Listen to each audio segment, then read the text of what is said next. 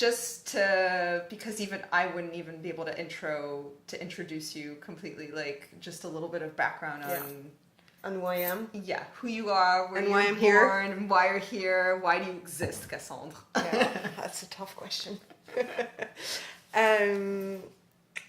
Well, I think that for the purpose of this video, what I can really actually talk about is my career and what brought me here and what I'm doing now. So basically, I grew up in France. I grew up in the Alps, in a ski resort, actually. Cool. So that's when I started becoming passionate about being outdoor and skiing, walking, hiking, all of that. And then I moved to Paris after high school. I went to Sciences Po, and I spent... Which is a political science university? Like you only study political science? No, you study a lot of things, actually. You study like economics, sociology. You have a little bit of philosophy, if I remember it So why'd you come to Paris? Why did I come to Paris? Yeah. Because my mother actually is a Parisian, and she moved to the Alps when she met my father. And she wanted you to study? No, she didn't want me to study in Paris, but I used to come to Paris a lot when I was little with my mom. And I always loved Paris. I fell in love with Paris really young, and I've always loved that city. And I don't know where it comes from really, but since I was a kid, I remember it vividly that I really wanted to study in Paris and that I wanted to live here. So after high school, I didn't really know what I wanted to do. I thought I would maybe go to med school, actually. And since I didn't know what I wanted to do... I think you told me that, actually, that I wanted to go to med school. Doctor. Yeah. Sometimes I still wonder if I should be a doctor. You know, it's never too late. Why not? Pilates. Yeah, well, communications age. No, I like that. I like that it's I feel like it's not very French. Excuse me for the generalizations and the stereotypes. To imagine that there are different paths. Yeah, I think so. No? Yeah, but I think it's changing with younger people and the new generation. Really? Do you feel that way? Because I've been living here for 5 years, and you think that people are still trapped in careers and... Yeah, I think people, but I hate to generalize. It's just based on my experience these last 5 years. That people don't understand that there's other ways, there's other possibilities. I think it's right, but I think it's changing. And I look around me and I look at my friends who are creating businesses, and we're basically the ones that have not created businesses yet. Almost all of them are sick with their job or are bored or are thinking about doing something else. I'm not saying that most of them will do it because it's tough, and I'm not sure that everyone who said that it's sick with their job will actually jump and do something else. I guess that most of them will probably stay in their job for the rest of their life. But I think that the more people try and do it, the more it encourages other people to at least think about it as an option and see that it's something you can do. And maybe we'll end up not doing it, but you're considering it and you're thinking about it. And just that is a big change. Yeah. And I think some people will still be scared and will never dare doing it. Right. But I don't know, around me, and I think also because I'm working on that project now, I'm surrounded with people who are entrepreneurs themselves. So it's a different focus, I guess. But no, I think things are changing. But so I went to Sciences Po because I didn't really know what I wanted to do, and it was a way for me to not decide what I wanted to do at that time, because you study so many different things that you don't really have to choose a career when you're 18. When you go to Sciences Po, you just decide, I'll decide what I want to do in a few years. But it's also a school that like has a name in France. Like there's something prestigious. Was that part of? One of my... in a good way. Yeah. In a good way. You want to go to be in the best conditions for yourself, you know? Yeah, I think that you try really hard, and you try... At least for me, I've always wanted to do what's the most difficult thing to do. Yeah.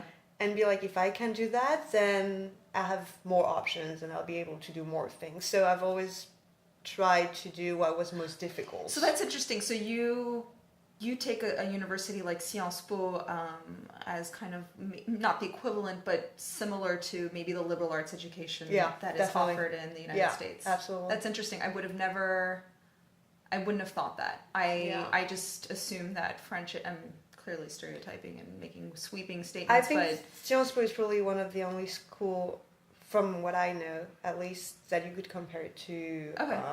Liberal arts school. Just want to make sure it's still running. Yes, it's still running. Good. So yeah, for me it was really an option that I took to just postpone the moment where I would have to choose what I really wanted to do. And it's still a question that I've not answered yet, what I really, really want to do, because I'm still thinking about maybe becoming a doctor or doing something completely different. So That's I don't know. cool. I like the idea that That's you can cool. have different lives in one life. Yeah. And I'm also aware that it's a real luxury to be able to say that and to consider those options, because not everyone can.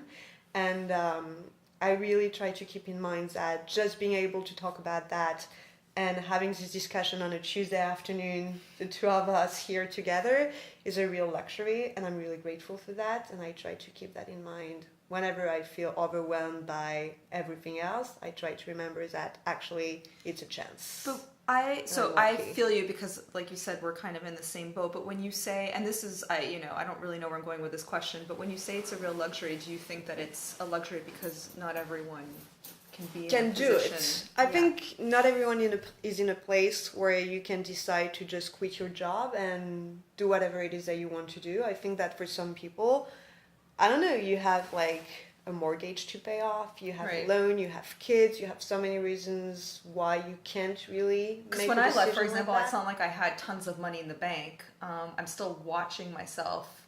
Maybe, I mean, it's an obvious answer that there's people in this world that literally can't because they have too much under their belt to take care of and to pay, and they're more, like you said, mortgage, their kids' education, their kids. It's too much of a risk.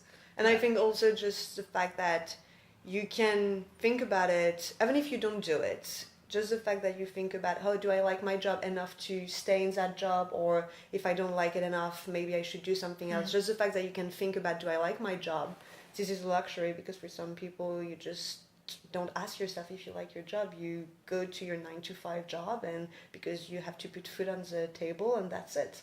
But then, like, I'm not saying you have the answer for this, but then, like, what's the takeaway? Because, like, I feel very fortunate right now that I'm allowing myself this time to figure stuff out, and I assume you feel that way too, and yes, you're working to make ends meet, but you're taking the time to, you're choosing not to do a 9 to whatever corporate job to, whatever. But for those people that, like you were just saying, that have the mortgage, that have, the 4 kids, 3 kids, whatever it is, or whatever financial burden that they have in their lives, like, is there really like no other option for them? Because I feel like that would be, I don't know, I don't know where I'm going with this question, but it does fundamentally bother me to say, we're these fortunate women because... I agree. I think that, and it's something that I really, really believe in, is that you always have a choice in life, and you're responsible for your own life, and sometimes you use all of those things as excuses to do something that actually scare you, and the real reason why you don't do it is not because of your bank account, it's just because it's too scary, and you don't do it for that very specific reason. Right. And I totally agree with that. But I think that our generation, somehow I was reading this article the other day about the fact that our parents, and especially our grandparents, were not so focused on, am I happy with my job? That's not a question that they were really asking themselves. They were just happy to have a job, whatever kind of job it was, just because that was it. I mean... I agree with you. I think maybe it has to do with like what is it, like conforming to social norms, and that back in the day, people just... Today we question conformity. We question the status quo, and I don't know. Is it just a trend, or is it the truth? Sometimes I wonder. I wonder if launching your own project is not in a way being not conservative, but doing what almost everyone else wants to do and talk about doing. Sometimes it feels like you're doing something super special. Yeah. And sometimes you're like, well, but maybe I'm just doing what everyone else thinks is cool to do. And it's not that cool anymore, because that's what everyone everyone wants to do. You know what I mean? Yeah. Well, how do you feel about when you really like think about the path that you've taken? I think I see it as a trend in a sense that I've never read as many articles as recently talking about finding your own passion, finding your own way, doing what you like, having an impact, doing something meaningful. You read about that a lot. Yeah. And especially in like all of these inspirational talks and everything like that. It's crazy. Isn't it crazy? Like, what is going on? But I think it's also, I mean, for me, it put a lot of pressure on people to find your passion. And I truly believe that not everyone has a passion and it's okay. I mean, I don't think that I have a specific talent. I don't think that I have a passion really. I think that I know that there are a lot of things that I love in life. Many, many, many different things. And sometimes you feel that pressure to do something meaningful. And if you don't find your passion and do something meaningful, then your life is worth basically nothing. And you're just one employee like any other one and you're not worth anything. And it's just this balance that you have to find between the previous generations and they were just thinking about and focusing on having a job, and our generations that is encouraged to have an impact on the world, do something meaningful. And I don't know, I think sometimes we're taking it to the other extreme. You think so?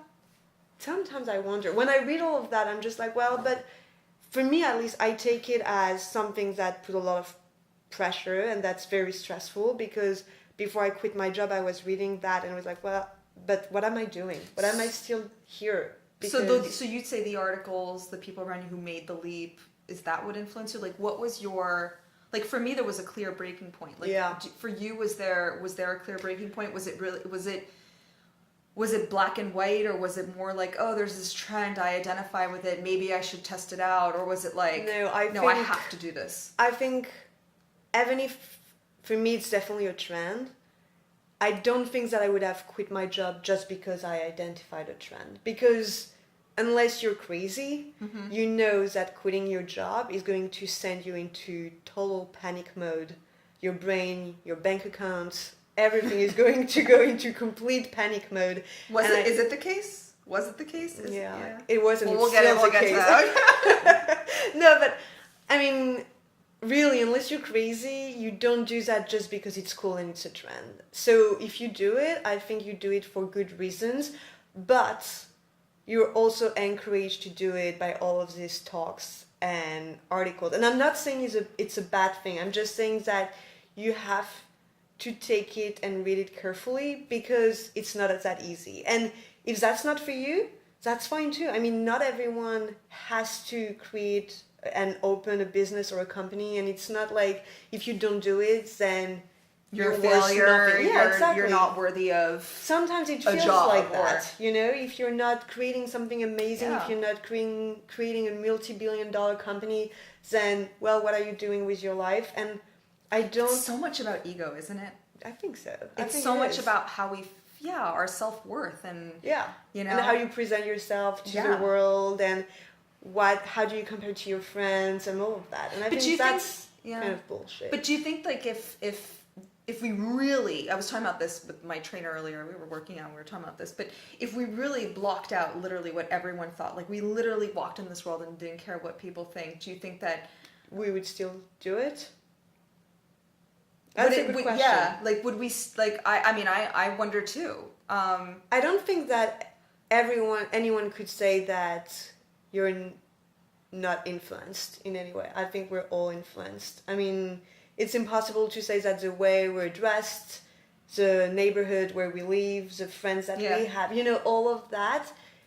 Yes, we decide to hang out with certain kind of people. We decide to live in a certain part of town because we like it, but also because there's an influence that we can't escape. And I think that it would be lying to say that you take your own decision 100% independently. I think that's not true, and it's a good thing, because you're listening to what's happening around you, you're aware of what's happening, and you take that into account, and then you make a decision based on all of that. So I don't think that's saying that if you were not listening to all of those signals, you would not do it. I'm not saying that would be a bad thing or a better thing. I'm just saying that you have to be aware that whatever you do, you're doing it because it's probably, you hoped so, that it's a good thing for you to do, but also because it's a trend somehow. And you can't, I mean, at least I can't say that I've not been influenced by that trend. I think that if all of my friends were locked into jobs that they didn't like but never talked about it, maybe I would not have questioned my choices and my decisions that much. I agree with you on. I don't know. I don't like to use the word trend because then it sounds like we're like the trend followers and like we didn't make this decision on our own for ourselves. I hear you though in terms of the influence though because my boyfriend, who you know very well, is I don't think without him and you would have done it. I don't think so. But it's interesting to hear your perspective too. So, but again, I think that unless you really, really want to do it for good reasons, then you don't just do it because it's a trend or whatever you call it. You do it because it's something that you feel deep down is something that, not that you have to do, it's not like it's a calling or anything, but that at least you think will make your life more interesting and that you will be happier to wake up every morning to do it. And let's talk a little bit about that because unless it doesn't speak to you, but I know that ever since I left my job, I wake up in the morning and yes, I'm scared of the uncertainty of not knowing what's going to happen tomorrow. That is a fact. It is extremely scary. Yeah. But it's still not as bad as when I had to wake up and go to a job that, yes, I had a steady income and I didn't have to worry about rent and whatever and traveling when I wanted to, and it doesn't beat that feeling that would eat me up inside and having to show up to a 9 to 8 p.m. 9 p.m. job. Yeah. So I don't know. What about you? Like, what's your perspective on that? The benefits of waking up in a life that you're choosing, really, like where you're listening to yourself. I think the fact that we're doing it speaks enough why we're doing it, and that it's probably, there are more pros than cons in our situation. Otherwise, we wouldn't be doing what we're doing now. So I totally agree that it's worth it and that it's something that I've been enjoying doing, really. And it's exciting, it's definitely scary, and it's a lot of pressure and stress and not so positive things. But at the end of the day, when I go to bed and I can't fall asleep and I'm wondering why I'm doing it, I'm actually not really wondering why I'm doing it. I have all these questions in my head about, oh, but I have to do that, but what if, and I have to do that tomorrow, and blah, blah, blah. But I'm not really asking myself the question, am I doing the right thing? Am I in the right place? I truly think that I am. But again, maybe I'm just convincing myself that I'm doing the right thing because it would be another big question to ask. And I have so many other questions in my mind right now that I can't deal with this one. So I don't know. For me, I'm pretty sure that I'm doing the right thing for now and for me at that moment. And it's not that I didn't like my job when I decided to quit. It's just that actually what happened is that I remember sitting down and thinking about people who were maybe 10 years older than I was, and looking at their job title and imagining what their daily life and what they were doing, and just imagining that it would be me in 10 years. And I realized that I was not that excited at all to imagine that I would spend the next 10 years of my life trying to reach that specific goal, to be in their shoes and to have a job title like they had. And I was really trying to reach high and think about people who had like a big job title and something like really prestigious with a lot of money. But even though I was just not excited and not interested in working hard for the next 10 years to reach that level. And you were what? You were a partner? So this was when you were working at what was it, a communications agency? Yeah, it was a digital social media agency. So I started working based in Paris. Yes. Okay. And then I moved to New York to open the office in New York, and I spent 2 years and a half developing the office there. And so you were like, I know we don't like to talk about titles, but you were what, a director there? I was managing director for the US. Yes. Okay, so you were the head of that office. Yeah, I was the head of that office. So that's like a pretty. Yeah. No, it was. Because I think it's interesting to talk about what your situation was before. What, like a year ago now, or 6 months ago? A year and a half. A year and a half ago, and where you're at now, and. No, it was a great job, and on paper. Yeah, and also to be honest, I never. Ooh, look at that light. Wow. Maybe, do you mind hitting the? No.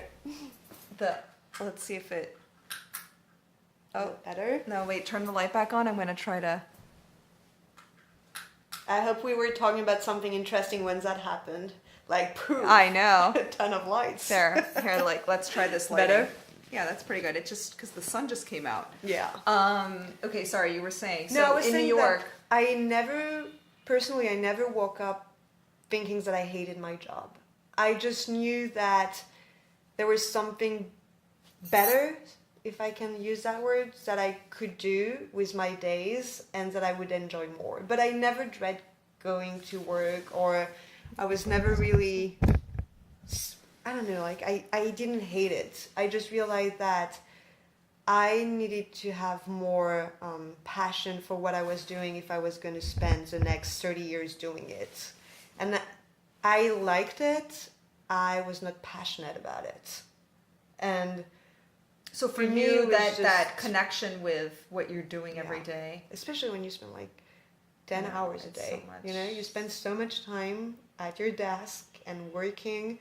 And also for me, it was the contribution that I was making. And I know that everyone talks about that, like meaningful impact, blah, blah, blah. But really, Did you have that? No. You didn't have that? I didn't have that.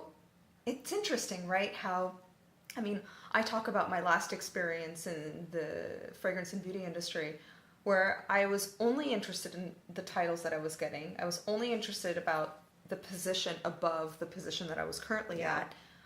So I think that first of all speaks volumes about, you know, not liking your day job, because if you're focused on your title, which you're gonna maybe get within a year and a half, 2 years minimum. Like what's happening in those 2 years before you get that next title? You've got to wake up every morning. You've got to show up. And if you're not connecting with that job and you're not, you know, it's painful. Anyway, I'm sorry, I didn't want to cut you off there. No, I agree. Yeah.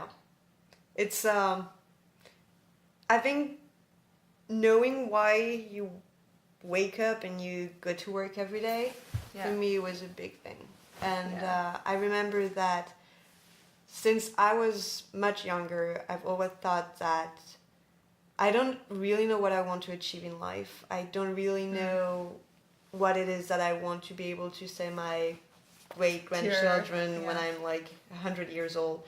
I just know that I want to be able to look at myself in the mirror and be proud of what I'm doing, or at least think that if I'm not having a huge impact on the world, at least I'm doing my part to... At least you're trying.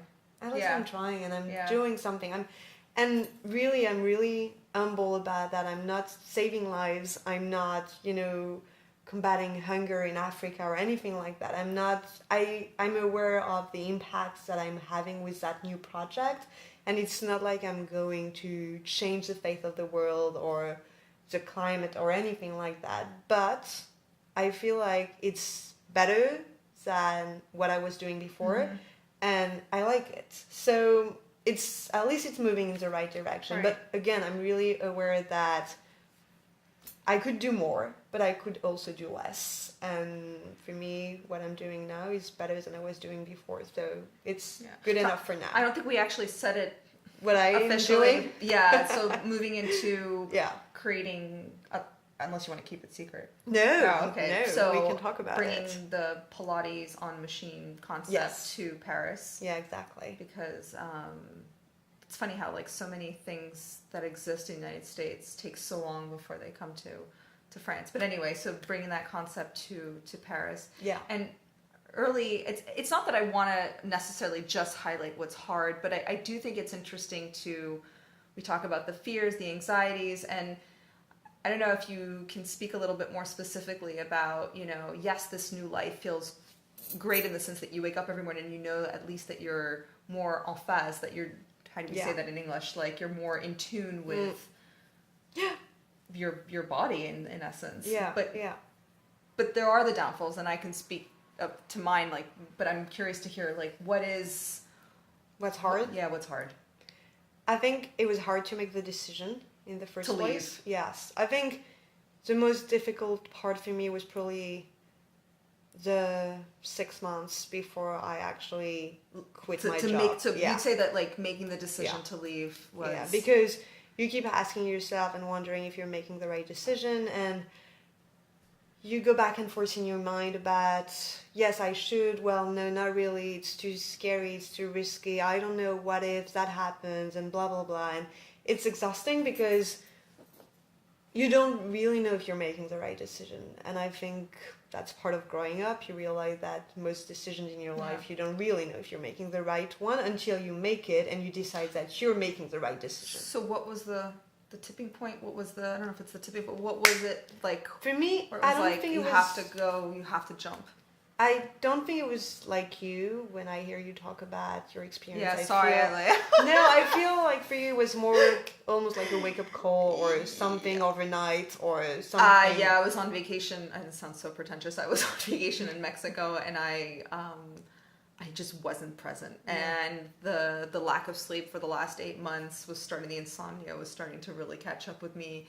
And the fact that I was away in this beautiful country on this crazy road trip with friends and my boyfriend, and I wasn't there. Why? Because I was having anxiety about the job that I was about to go back to. I even thought I was having like an appendix crisis, whatever I thought I had to get it removed before getting on the plane back to France.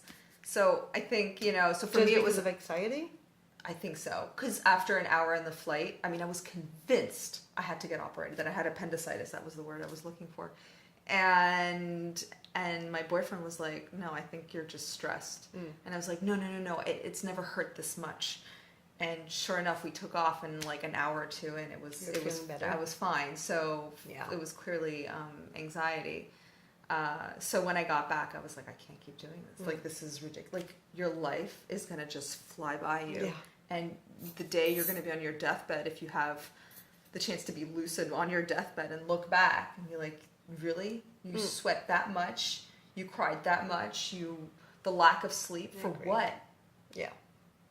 Yeah, because that's to live up to social expectations that are defined by whom? Yeah, so totally. Yes, for me it was very much like but so you're saying that for you it wasn't, it was more maybe a gradual. I think so. Yeah, because I knew that I didn't want to stay in that industry for the rest of my career, and so I didn't really know what else I wanted to do when I started to realize that I didn't want to do that forever. And I was doing a lot of Pilates as a client, first in Paris and then in New York after I moved there.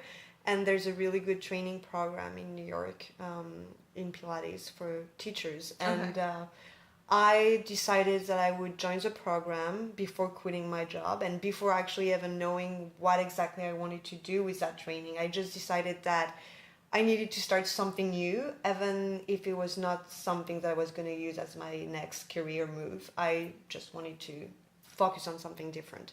And so I joined that program, and for 1 year before I quit, I went to the studio almost every morning from 7 to 9 before going to work, and on Friday afternoons and over the weekends.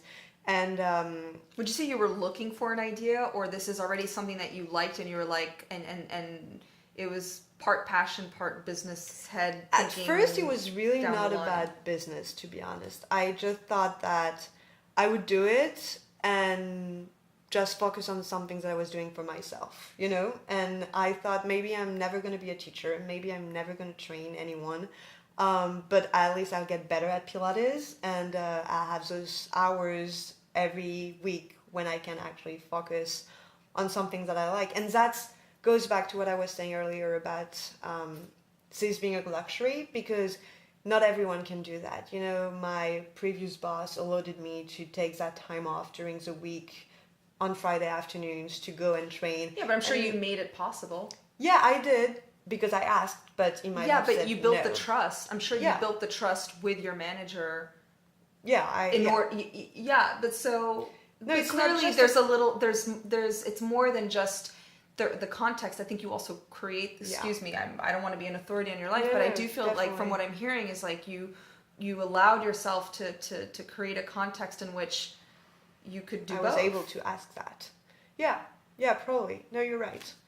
But it was a good thing for me that I was able to do it, you know, and I'm grateful for that. It was a really great experience. And I think that after a few months, I started to realize that I actually liked it. And I liked teaching also. And when I joined the program, I've never taught anyone whatsoever. I used to teach a few lessons here and then when I was a student, but that was it. And so how long, all in all, between the time that you started taking these classes and saying, okay, I'm going to do this, and then how long till you actually physically left the job to move back to Paris and start? So I started in February 2015, the program, and I actually told my previous boss that I was going to quit my job over that summer, so a few months after. Oh, so that's actually pretty quick. Yeah, it took me like, I don't know, probably like five months, something like that. Yeah.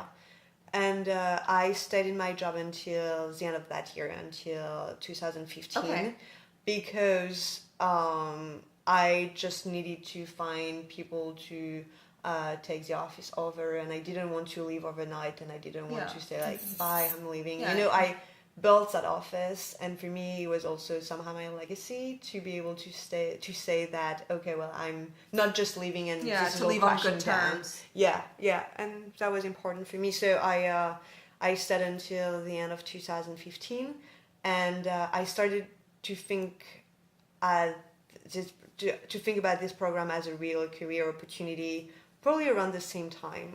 When I quit my job, I was also looking at other jobs in New York, because I was thinking about maybe moving back to France, but I was not 100% sure that it was really what I wanted to do. I was just... So why France if you were based in New York, living there, like, especially all the French that like...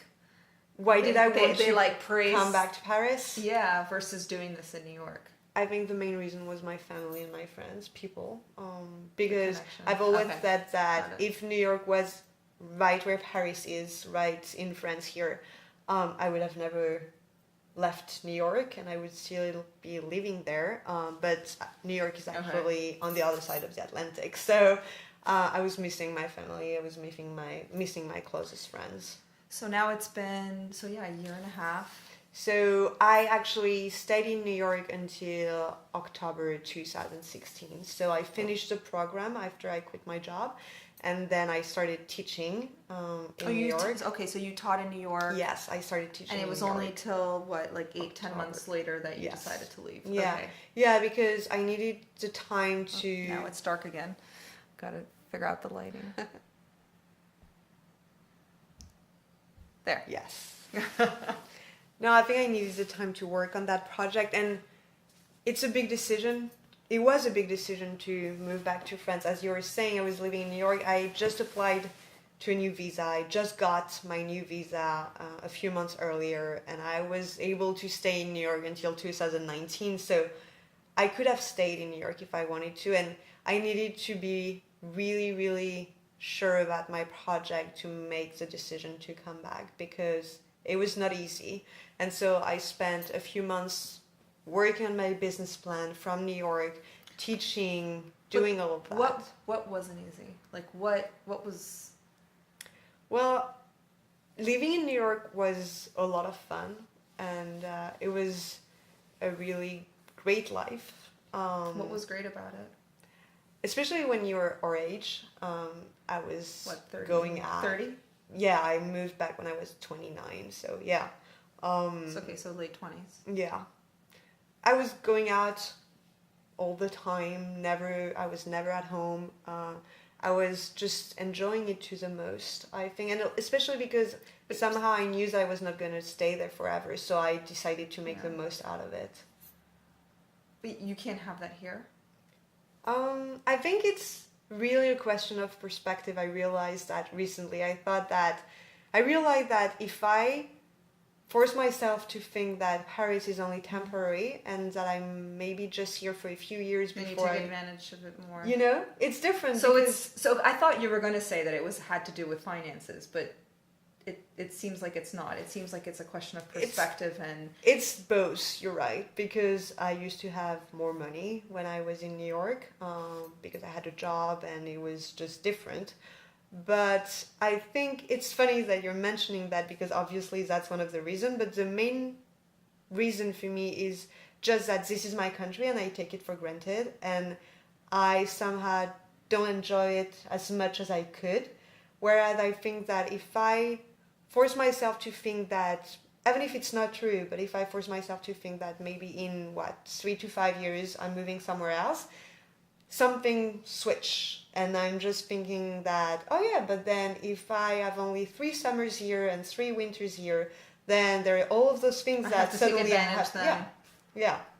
So, is it hard to be back?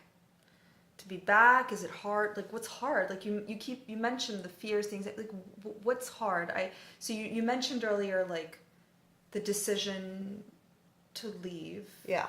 You said that that period was tough. Yeah, to reach that point where you actually make that decision, because you don't know if you're making the right choice. And what were you afraid of? Were you imagining? What were you imagining? I think that it's just the fact that you're jumping without really know if you're going to be able to fly. And I know this is an image that people use often, but it's, I was making all of those decisions at the same time, moving back, quitting my job, launching a new project. And I had no idea if I was going to be happy to be back in Paris. I didn't know if I was not going to regret quitting my job. I didn't know if I was going to work on a project that was not going to work. And I know you mentioned once when we talked recently that sometimes you have this anxiety about thinking that you're doing something that's too big and that maybe you're being too ambitious. I mean, look at me. I mean, the project has kind of evolved since... Yeah, and it's great, and you're just taking it at your own rhythm and you're just building it the right way. I think it's okay. I think it's great to dream big. I do think it's okay to scale down and to start with what you're comfortable with and then test yourself. Because you have to...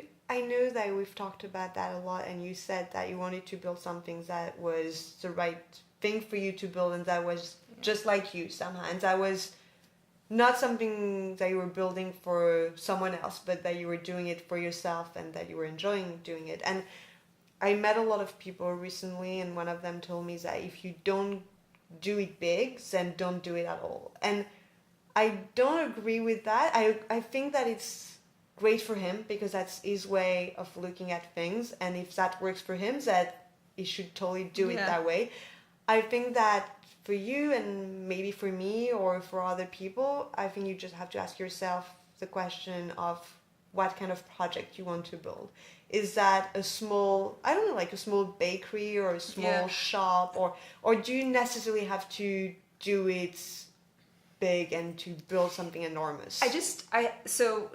Because I've literally been living it right now, and I think that for me at least it was the fact that I was able to dream big on paper. I built this this PowerPoint presentation that you've seen, and it's for me at least it was easy to build that presentation and talk about the idea as big as it was. Yeah. But your reality when you're doing that, it's because at some point you want to execute on it. And so when I started thinking about the execution, because I was starting to live the execution, meaning raising money, a lot of money. I mean, it was the project initially was an 800 square meter space, which is huge, and something I've never done before. I started to, I was like, do I want that? And then I was starting to think like, well, in 3 years, I would have this thing. I would have to make sure that it's, I mean, it was almost like maintaining a massive house. I was like, is that, and I'm still not sure. Have it in so 3 it was years. almost like I was more in love with the idea of it than, so now when I'm thinking about what I want to do, I think more of living the execution. So Yes. what is living the execution? Just doing, I mean, and just doing it. And as you do it, you figure it out. So, and you do what feels right for you. yeah, it doesn't mean that I don't want it to like grow really big. It just means that right now it has to. I agree. And even when when I was starting to create the website, I wanted, to have the club part to be like, and I was like, wait a second, I can't have people pay for things that don't exist. What am I providing? Yeah. So I even had to scale back on my scale back project. Anyway, again, not about me, but so. No, but I think when you were asking about what's hard, Yeah. this is what you're talking now is one of the things that was hard is the confrontation between your project and the reality. You have to adapt, you have to change it, you have to rethink permanently about what it's actually going to be, and it's scary because you reach those points where suddenly it's becoming serious, it's becoming real, Yeah. and you ask yourself, well, am I really ready for that? And do you feel like there's a deadline too? Because I feel like if you have all the time in the world, then does it really matter that you're pivoting, that you're changing direction, whatever? But I don't know. For me, I have like this deadline in my head, and I think there's a deadline in terms of how much money's left on your bank account. yeah, that's what And that's definitely something there goes the lighting. that you have to consider. And I also think that at some point, if you keep postponing it, if you keep finding excuses not to do it, then I don't know, maybe I'm wrong, but I don't think that overnight you're going to be ready, And I think that... Let's say that again. If you keep postponing your project, No, and if I you agree. keep saying, well, maybe I'll do it, but not now because I don't feel ready, then I don't see how suddenly overnight you're going to be ready. So what you're doing when you say that you're just scaling down and just taking it one step at a time, at least you're doing it and you're moving in that direction. I think that if you keep it huge and big, and if you're so scared by that you don't do anything because it's too overwhelming, then that's not the right way to look at it. What you're doing is you're just basically cutting it in small pieces that you feel more comfortable with, and then you deal with all of these different pieces and you're moving forward, and that's good. Yeah. So I don't think there's a specific deadline in terms of like 6 months, 9 months, a year. Yeah. I just think that as long as you feel that you're moving forward toward your goal, and that even if your goal is changing and that's a moving target, at least you're putting one step in front of the other and you're moving toward that and you're doing fine. Any regrets? That's a good question. Not yet, but I'm sure I'll have plenty soon enough. No, but honestly, now, any regrets? I don't know if there are any things that I mean, do you feel really... good? Like you wake up, yeah, maybe you didn't sleep well last night because you're worried about da-da-da-da-da, but... There are many things I'm worried about, but I'm not worried about things that... What are you worried about? I should regret. Well, I'm an anxious person to start with, so I worry a lot. What do you worry about? But I worry about money. I worry about, is my project's going to work? Are people going to show up? Is this going... I'm not even talking about, is this going to be a success? I'm just talking about... Is there going to be a one person who's going to want to take a class? Is anyone going to show up? Are people going to like my classes? Do they think that the space is going to look good? And not just that, because this is in a few months from now, but I worry about, just finding the monies that I need for the space that I found and that I like, and then being able to... Because you've raised a certain amount of money, right? Yes, and then I worry about the loan. Is the bank convincing going... the Yeah, banks. exactly. All of those small things. And so did you you have savings that you're living off of, and I know you're working at the same time, you're teaching. Yeah, But is that enough to pay your rent I didn't have a lot of savings, to be honest, because I didn't save a lot when I was in New York. Well, New York's not really a city where you can save I much. could.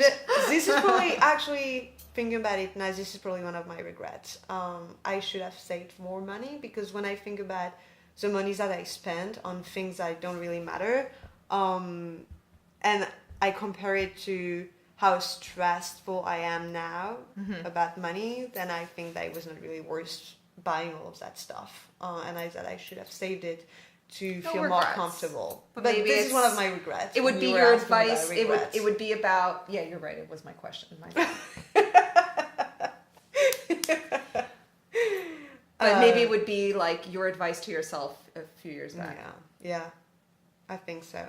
But so I didn't have a lot of savings, but I was lucky because I moved back to Paris and I reached out to a few studios that I've been looking at when I was in New York. And I just asked them if they were looking for teachers, and they were. So I found a job really, really quickly. And it's good because it allows me to work probably between 15 and 20 hours a week at those two studios, and the rest of my days I can work on my project. So it's a good balance. And it gives you the flexibility that you need. And I pay the rent, and I'm independent. I'm absolutely not saving any money right now. I'm just paying what I have to pay to be able to live in Paris, but at least I'm independent, and I don't feel rushed by that deadline that we were talking about. It's not like I know that in 2 months I will run out of money and I don't have any other options, because I could live like that for not a long period of time, but for a few more months. So yeah, I think that money is probably one of the most stressful things right now, even if I'm teaching and making some. Understandably.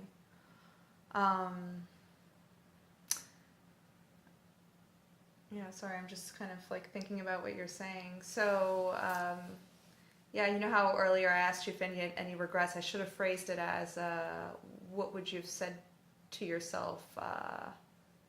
Any tips to yourself like 3 years ago or even 5 years ago? Are there any other ones? You know, yeah, saving was one of them. Yeah. Would you say that there?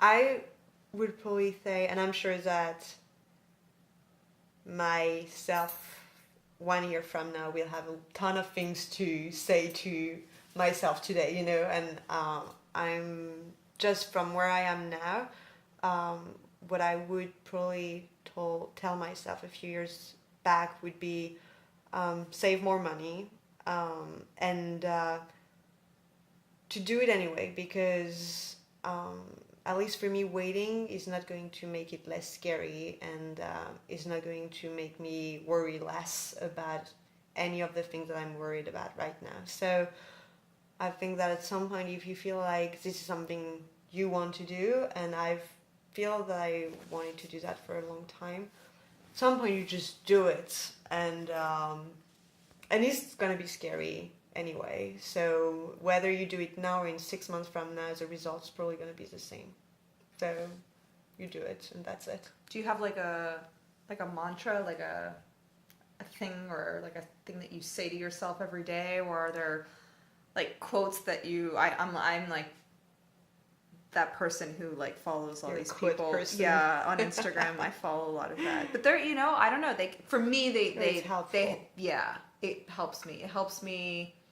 The grind is hard, and we don't talk about it enough, although people are talking about more and more the hustle, the hard parts, and I don't know, it feels good to just feel like you're not alone in this world, and so that keeps me motivated. And so there's tons of them on Instagram that I follow, or even on YouTube. I don't know, is there, or maybe it's just something that comes from you, is there? No, it's funny, I don't even know where that comes from. I think it comes from one of my friends from high school, but I've always thought about that motto or quote that be the best, fuck the rest. Be the best, fuck the rest. I love that. Yeah, I like it. I just think that it's a good way for me to remind myself. Yeah, and just do the best you can, and don't worry about anything else or anyone else, because as long as you do your best, there's nothing more you can do.